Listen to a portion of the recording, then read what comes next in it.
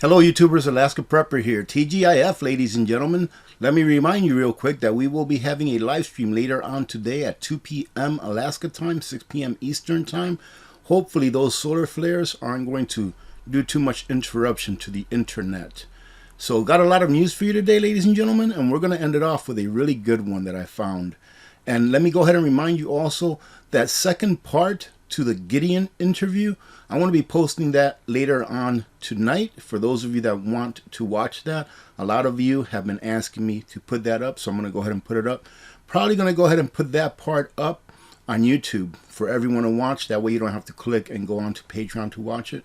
But that should be out later on today. Let's go ahead and start with this. A veteran explains why people aren't joining the military. Can you guess? Any veterans out there that maybe got out of the military not too long ago, within the last couple of years or so? Can you guess why the military, and the Army especially, is what this is talking about, is having so much problems with recruiting people, recruiting young men and women to join the service? I have my own opinions. However, let's go ahead and see what this veteran has to say. This article reads, a recent report from NBC News has generated a lot of discussion about the relationship between the military and American society. And of course, they have to blame it on something, right? So here they say, especially from right-leaning commentators, much of the blame is placed on the current administration and the apparent increase of woke cultural initiatives and the mandates of the vitamin juice, of course. Ladies and gentlemen, let me go ahead and give you my point of view on this. See if you agree or not. Wouldn't it be nice if when you went to vote for someone, they were not affiliated with a party? If there were no parties. If you just voted on the principles and the policies that that person stood for. Wouldn't that be nice? That way you wouldn't be segregated to one side or the other. You know, the other day, my wife was having this conversation. I think it was with one of her sisters. I'm not sure if it was with one of her sisters or one of her friends. But I overheard her because she was sitting right next to me having a conversation. And her friend asked a question and asked a question to me because they knew that I was right there next to my wife. And I forgot what it was, but I gave them the answer that I had. And they said, oh, you must be a one side or another. You must be this. And I said, no, I'm not. I am me. I am myself. I am who I am. I don't label myself as one side or another. How would I cheat myself like that? By labeling myself right or left. I am me. I make decisions based on my morals. My morals and ethics, right? That's how I make my decisions whenever I look or whenever I want to feel one way or another about a person, whether they're running for office or not. Are you a good person? Are you someone that I would like to hang out with? Are you someone that would bring value to my life?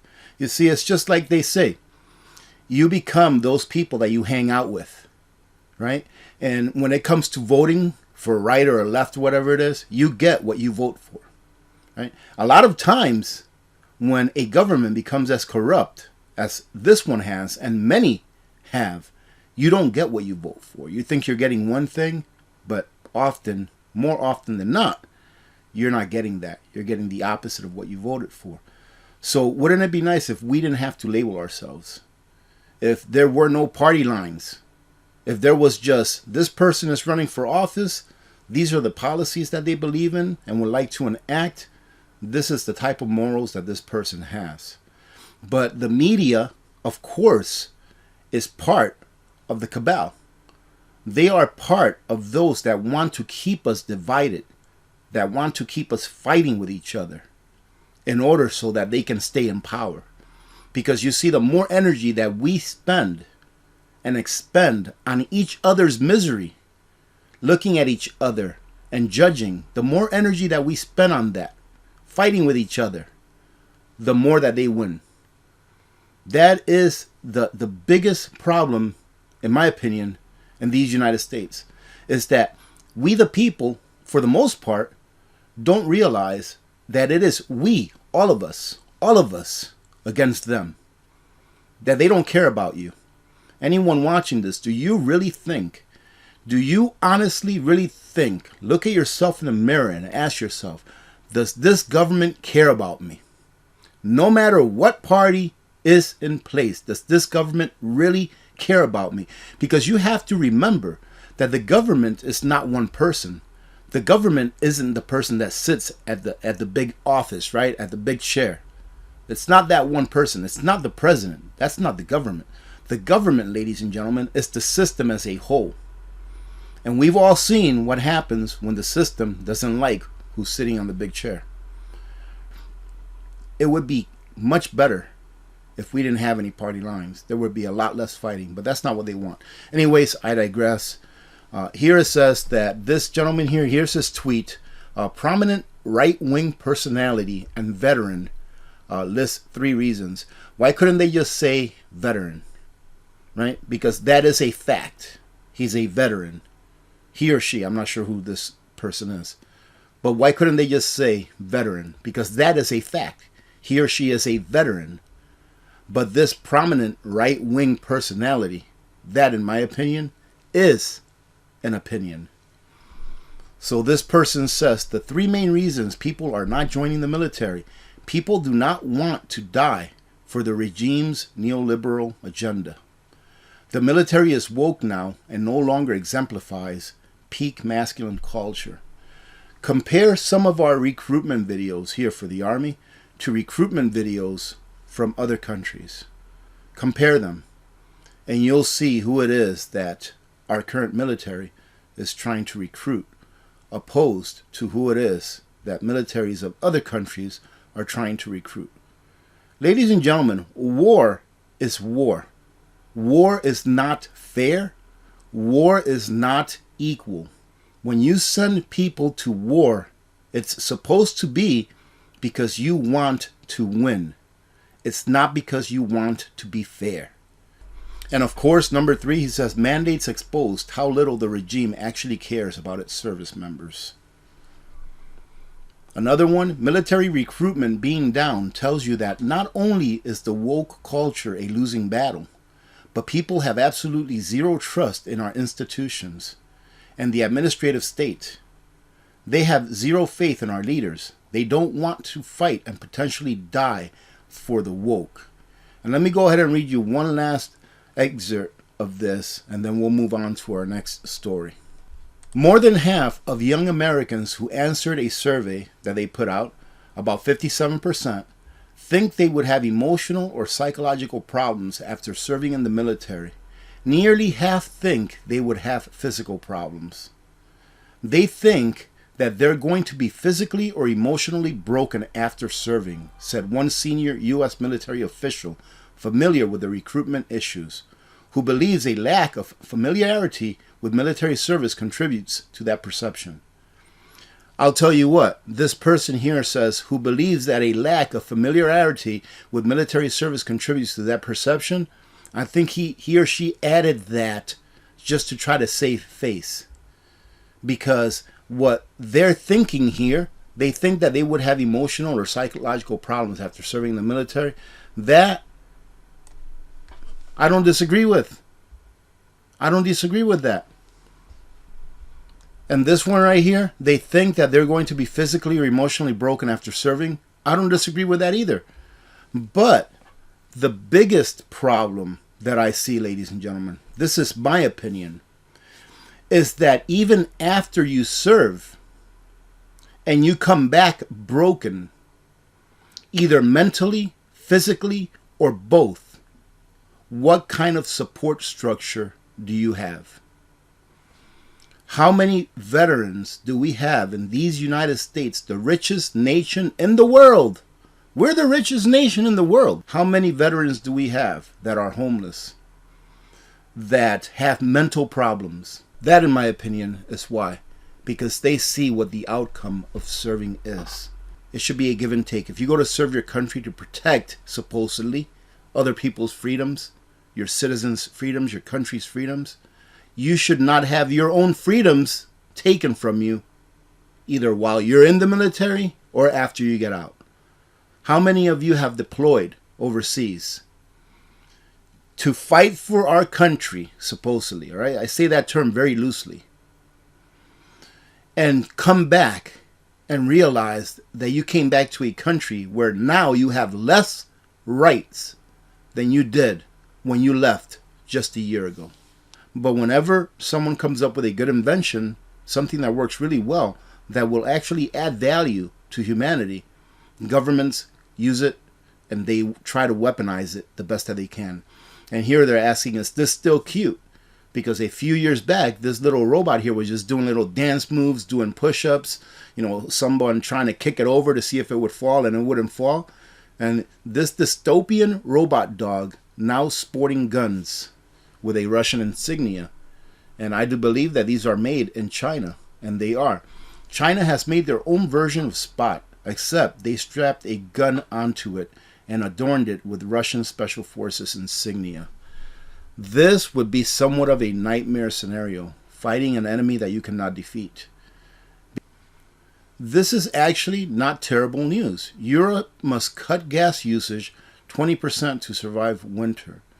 Now, if this is considering the gas line, the Gazprom starting back up at only about 40% of what they normally used to send Germany, if they start sending them full capacity again, then maybe, Europe and Germany, especially Germany, they're the ones that receive the most, will have a pretty decent winter and not have to cut back as much as they were previously determining that they would have to cut back. But after calling on all member states to reduce gas consumption by 15% in the face of the threat of a complete Russian gas cutoff, the IEA says that the European Union will need to cut even more in order to get through this winter. So 20%, in my opinion, is better than not having the Russian gas at all. Because if they don't have the Russian gas at all, in my opinion, ladies and gentlemen, this is just me thinking out loud and sharing my morning news with you all. If they don't have the Russian gas at all, man, I'll tell you what, it would be a horrific winter, not only for Europe, but especially for Germany. So I'm glad that it's only at 20%. Easy for me to say, right? Because I'm not facing this, but I'm glad that it's only at 20% because that gives them a chance, right? At least they can have those backups like wood burning stoves and things like that. With 20%, to me, it seems survivable. Whereas with like 40 or 50% less, man, that would have just been catastrophic, not only to their industry, but to their actual residents as far as them being able to heat their homes. And to tell you the truth, it'd be a tough choice to make for the country. Do we keep industry running or do we heat homes? Because if you don't keep industry running, then how are people going to earn money to pay to heat their homes? It's like a double-edged sword. So this, in my opinion, this is somewhat good news. Because obviously I think everyone would agree with me that 20% is a lot better than 50%. Now this is really good news in my opinion. This is not our good news article of the day, but breakthrough Ukraine grain export deal being finalized and signed in Turkey. That is good. I don't think that there will be enough still coming out of there with all the problems they're having over there, but at least it's some. Okay, at least it's some. And if they're exporting, it means that they have enough for their country. I would hope so. Now, when I read this article, I'm not going to read the whole thing. I'm just going to go through it with you real quick. But when I read this, a lot of you may be thinking, well, this guy's a millionaire. He's a multimillionaire. But ladies and gentlemen, this is the American dream. And this is proof that anyone can make it as long as they work hard enough. I think this is a great story. McDonald's owner closes for renovations and keeps paying all of the employees for 3 months. And I just want to read you a little bit of this story because it's actually not that long. Because I think this is what America is. It's someone starting at a McDonald's, flipping burgers as an employee, who 60 years later owns several McDonald's and employs hundreds of people, right? And takes care of them because he understands and remembers where he came from. A 90-year-old owner of McDonald's franchises has done an extraordinarily good deed for his employees who were at risk of losing their livelihoods. Remember when in America a job at McDonald's was something for teenagers and summer work, that teenagers would get during the summer? And now people actually have to make a living at McDonald's. That is what happens when the middle class is eroded from a society, ladies and gentlemen. The jobs that used to be entry-level jobs that used to teach responsibility, get here on time, do what you're told, follow instructions, be a good employee. Those jobs that used to be entry-level jobs are now jobs that are being used to support families. But I digress. When the news broke that Tony Filiu was set to close, remodel, and rebuild a brand new restaurant in Mayfield Heights, Ohio, there was obvious concern among workers, but the staff had nothing to worry about. Filiu flipped his first burger as an employee at this exact location 60 years ago. Now he's the boss who chose to continue paying all 90 employees, even though they would not be able to work for him during renovations.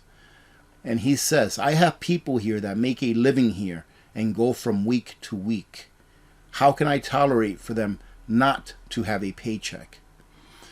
And I can hear some people thinking already, I can hear this. I can hear it. Some people are going to say, well, if they live paycheck to paycheck, why don't you just pay them more? Well, ladies and gentlemen, because that's not how economics works. If you're going to have a business, you have to make a profit. And if you don't have a profit, you won't have a business. And if you don't have a business, those people wouldn't have a job, period. Try to wrap that one around your heads. He says, you're going to sit home and you're going to get paid, recalling his words in the speech that he delivered to workers. Employees were floored.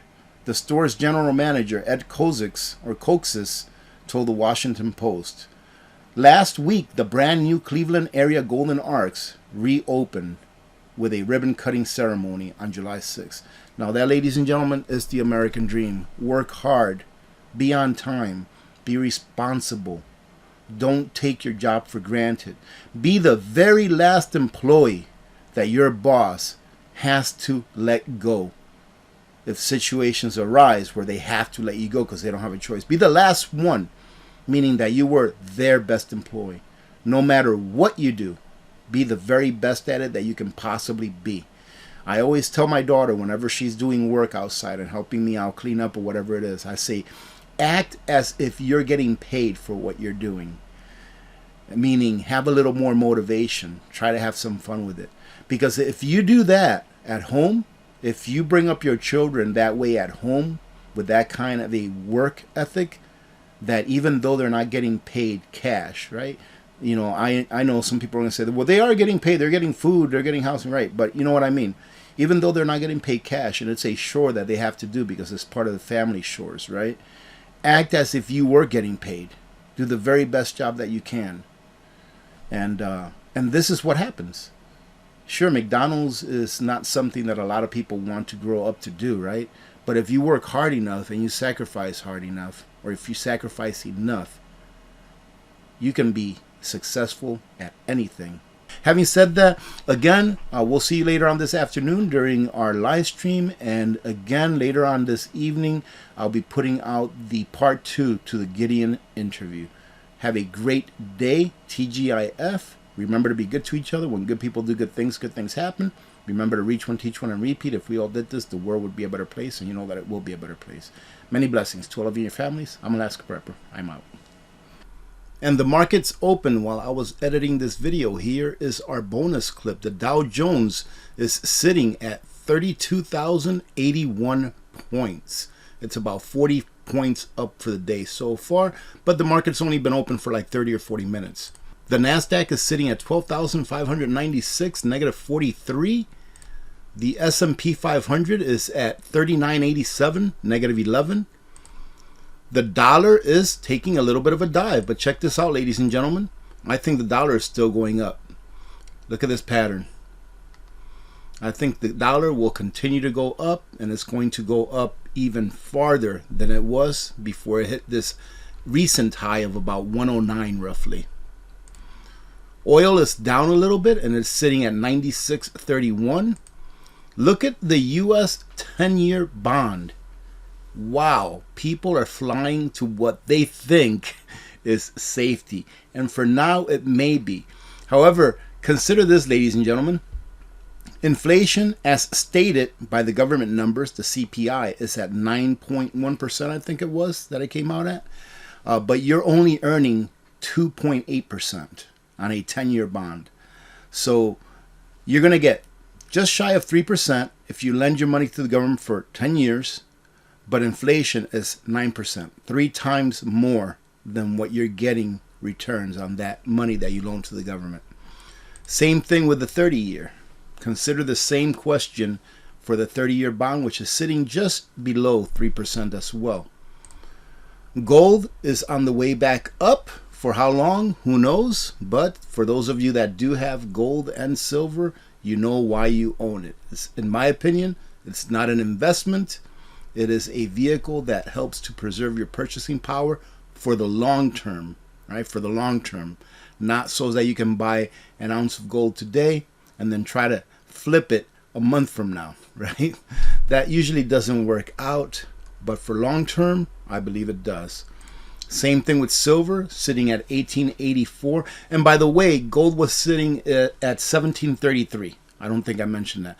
But silver is sitting at 1884, 1882 now. Platinum is sitting at $880. It's made a $4 increase today. Look at palladium. Palladium really made a nice increase, $133, 7%, sitting at $2,010. Dr. Copper sitting at $3.37. Wheat futures are sitting at $7.80, going down a little bit. Corn $5.76. Soybeans $13.24. Rice $16.93. And lumber is still going sideways at about $6.02. All right, that's it for the markets, ladies and gentlemen. Have a great day. We'll see you later on today.